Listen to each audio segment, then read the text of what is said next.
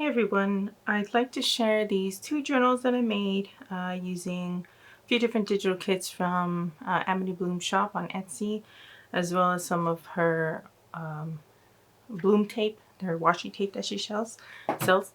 And so both these journals use the same kit and tape, but they're two completely different journals. This one here is full of like antique paper and stuff, and this one here is doing that Dutch door signature style that I've liked making these past few months. And so they both measure about the same. They're about 9 by 6. Both front and back of the journal is it's hardcover, and it has a 2-inch spine, but the spine is soft cover. It is a velvet fabric that I used, that I buy from Sheila Boho Daydreams, and some of this kind of mauve color trim also came in that velvet pack. And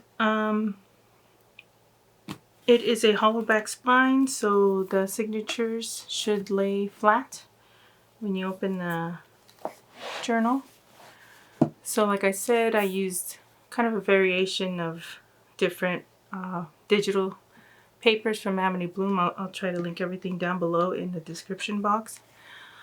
But here we go. So all the signatures, as always, have lace on the edge, and I believe there are 6 signatures that are done in what I call like the Dutch door style signatures. And I've added functional boxes everywhere. I've done stamps. I kind of gave it a semi-bookish theme. So in addition to the Amity Bloom designs here and there and her tape, I found some fussy cut elements. These are not hers. This is someone else. This is shop. So like these books and things like that or something else. I did stamping. This is some of her bloom tape. More of her bloom tape here. And like the florals come from a different shop. I forgot what the shop's name was, so I'll have to I'll find it and I'll put it in the description below. But like I said, every signature I wanted to add kind of a different array of styles for Dutch doors and design. I try not to replicate the exact layout for each page. That way it's something different every time you turn the page, and there's enough room between signatures so that if you want to lay down images or other pictures or whatever it is you like to do, the book has space for it to grow. But other than that, I pretty much used about 6 different types of washi from her. I try to do a different element in each signature. Like this one here has the floral wreath, and different kinds of functional boxes, so squares and rectangles and things like that. And I like to sneak in this tape here and there, even though like most of the digital was all in these kind of soft pinks and reds and mauves. Every so often there was a little bit of like teal or blue hanging out, so I stuck those colors in. But other than that, I did use just a little bit of plain washi here and there like this to create the illusion of layers. But like I've been saying, I love creating these Dutch doors, heavily inspired by a YouTuber named Amy Plants Things. And this is an element that she did and I loved, so I pretty much include it in every journal I make until I get bored of it. But since it's one of my favorite elements, it might be a while. And I don't know, this is a pretty simple page, but I just love the way it turned out. I don't know why. So this is now signature 3. So again, more florals and books. Just pretty designs and colors. Oh, here's some of that blue. Like I said, every once in a while there's a little bit of blue, so I took advantage and added some more. And then this is like a little storybook in the story, in the signature.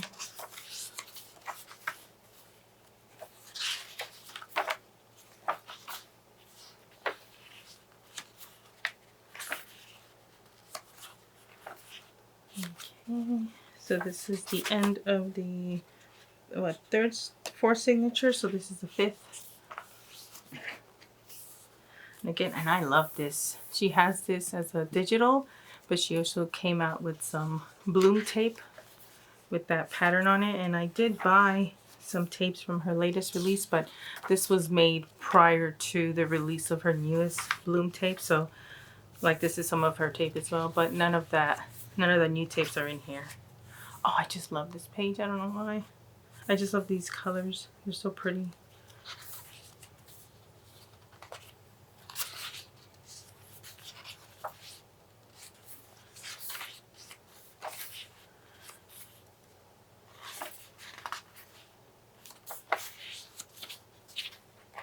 So that was the fifth signature, and this one's the last one, the sixth one. So again, here's some Dutch doors. These are horizontal ones that kind of stagger up.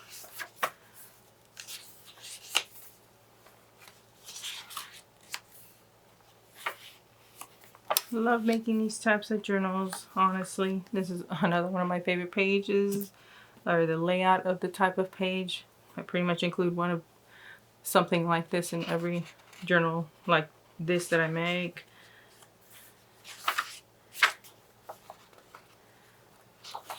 Okay, so that's pretty much it. We're almost done here. Oh, here's the, I'm also trying to do a, what do they call it, like a window element in every journal, because I'm not gonna lie, cutting out terrifies me, but I told myself every journal just do something, cut out something. And that's pretty much it. So this is a pocket here, and in the front has a pocket. I forgot to mention that. So there's two pockets on each side. So that's this one here. And the other one, like I said, it has antique pages. Pretty much the only digital is the kit from Amity that I used from Nazi. And again, this is velvet fabric that I bought from Sheila of Boho Daydreams. I don't know why, but I felt like this one I can add more of the teal, even though it's the same kit. Okay, so pretty much anything that isn't her digital is authentic. So I have a ton of antique papers, vintage papers, and I need to get through that pile. So I'm trying to stop hoarding, so I'm using things like this ledger as the end page, and I'm trying to use some of my fabric. So all the little scraps that I had left over, I use them to tuck in pockets and things like that, so you can see where some of the pockets are. I left a lot of it blank, that way you can add your own images. I did do coffee dyed paper with corner stamping, so you can, you know, write, draw, whatever. This is some, I used quite a bit of the, I bought Railroad Ephemera from Patty of Sacred Mementos a while back. I'm finally starting to use that. This is some of that, I don't know, it feels like tracing paper, but I don't know what it's like properly called for that time period. If it's onion skin or something like that, I'm not sure, but that's what that is.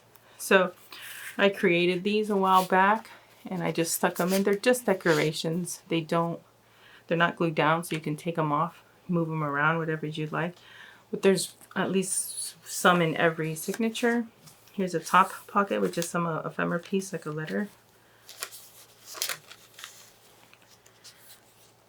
Back of that ledger, again, there's more coffee dyed paper. This just folds out, and here's just a just some scrap paper from a ledger, because I have lots of ledgers that are really tall. So when I cut for a journal of this size, I have so many scrap pieces left over. So I'm just going to start tucking them into things. So here's another one of these. Just an empty envelope in this side tuck.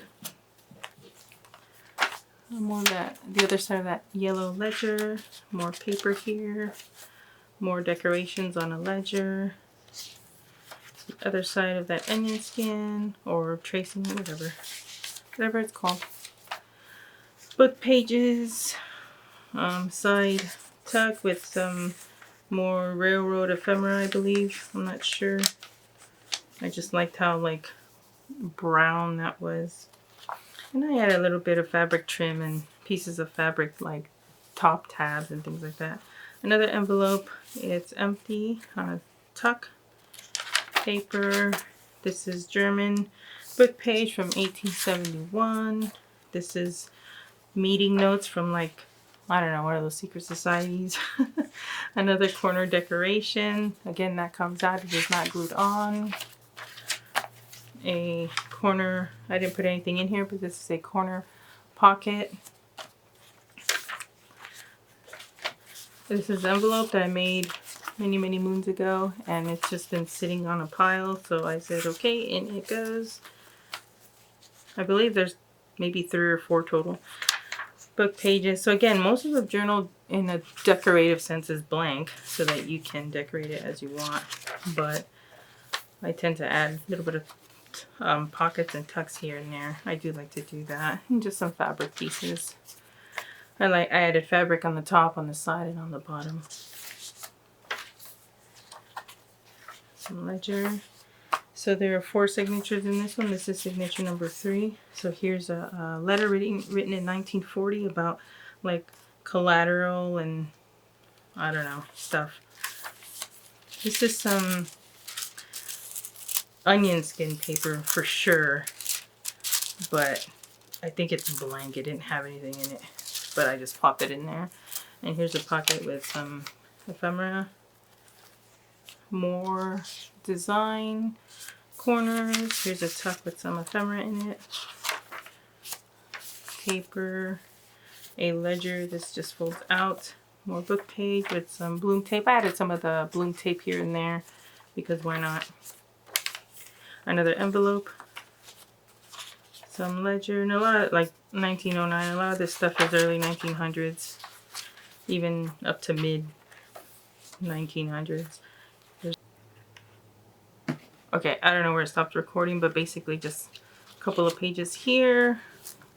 Pocket with the envelope. Onion skin. Paper.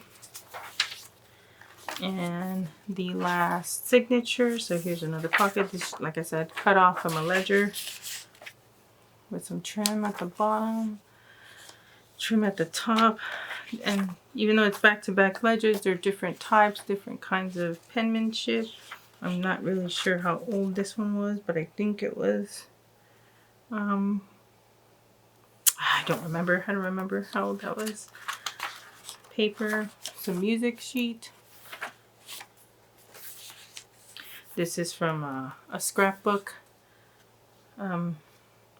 This is actually grid paper. I don't know if you can actually see the grid, but what I love so much is this is a white piece of paper and this is a scrapbook paper, so you can see how naturally brown it's gotten over time, and this is coffee dyed paper.